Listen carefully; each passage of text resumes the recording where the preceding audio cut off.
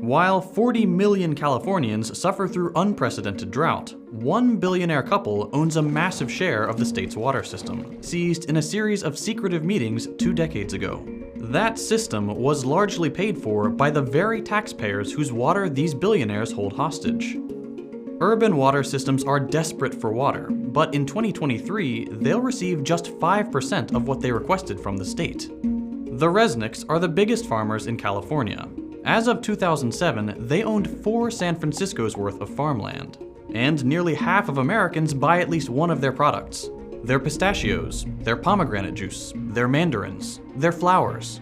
It's all under one massive umbrella, the Wonderful Company, a privately owned company worth at least $5 billion. The majority owners, the Resnicks, are worth at least $8 billion. How were they able to take over such a large percentage of what should be a shared public resource? This is The Classroom from More Perfect Union, and today we're looking at how the Resnicks got rich. Linda is a former child actress, the daughter of Jack Harris, a successful movie distributor of the 1950s, most well known for The Blob. Starring Steve McQueen and a cast of exciting young people. At 19, she founded her own advertising agency. Stewart was born to a middle-class New Jersey family and started his first business, a janitorial service, in grad school. He eventually acquired American Protection Services, a burglar alarm and security company. Linda approached him about marketing services for the company, and they hit it off, not knowing that one day they'd work together to take over California's water. The Lovebirds became business partners. They bought Teleflora, the flower delivery company, and the Franklin Mint, purveyors of inane little tchotchkes. Linda was the marketing person, and Stewart was in charge of business. As Linda told the LA Times in 1993, "I've always said that Stewart and I together make one perfect person, like little salt and pepper shakers." In the late 80s, they found their primary industry, agriculture. They got into the pistachio business. Linda said, "We've done more for the pistachio than anyone ever since it was planted in the Garden of Eden. My husband should be canonized for all the work he's done."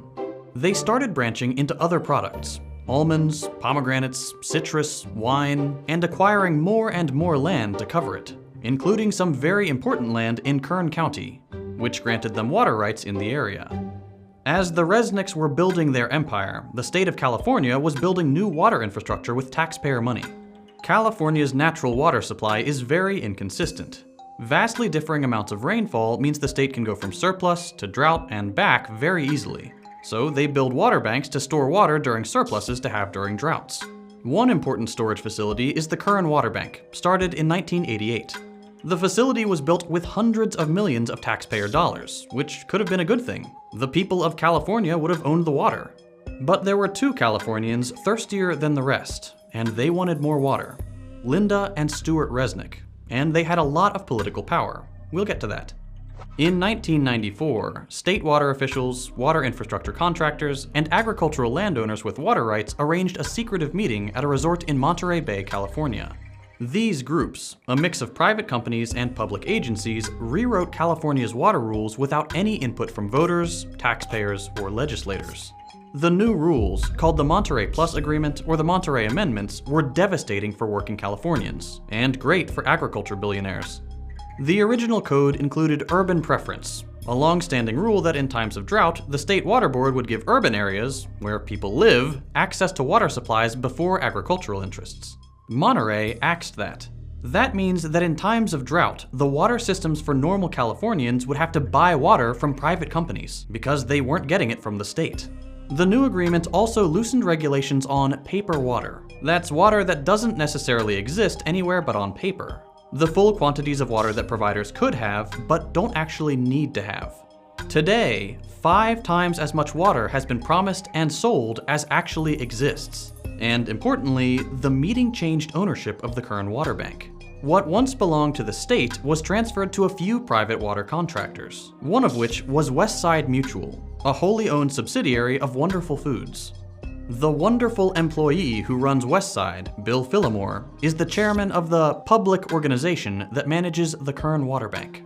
Boom. One secret meeting, and the Resnicks owned nearly 60% of an important California water resource, built with hundreds of millions of dollars in taxpayer money.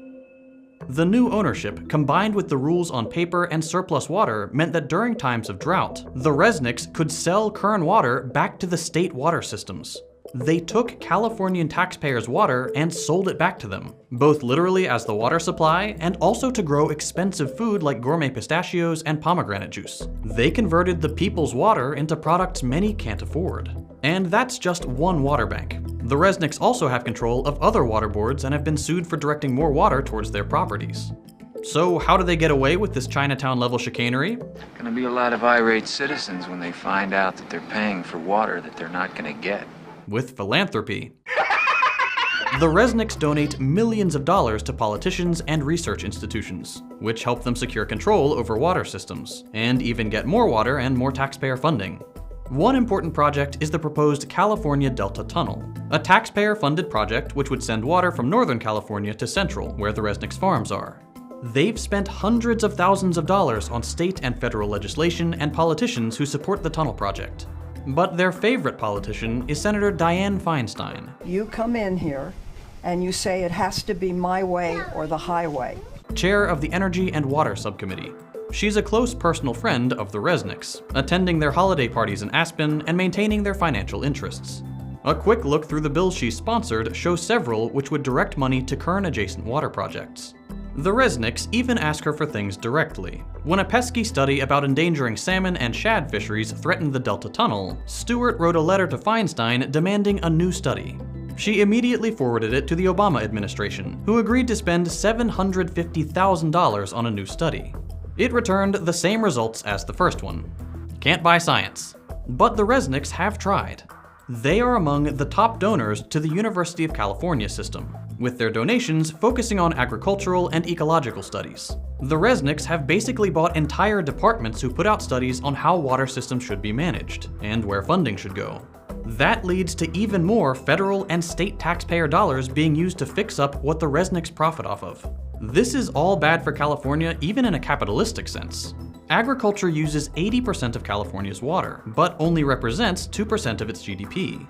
The Resnicks' water monopoly is just one way their quest for wealth hurts the rest of us. They allegedly lobby for increased tensions with Iran to keep embargoes on superior Iranian pistachios. Their giant crops lead to monocultures which kill important pollinators. They siphon taxpayer dollars into the company town charter schools they own, set up to train children to work for their farms. And of course, like any company of this size, they exploit their workers. We need to treat water for what it is: a necessary public resource, a human right, and something that shouldn't be owned by anyone, and work towards legislative change that stops people like the Resnicks from stealing it.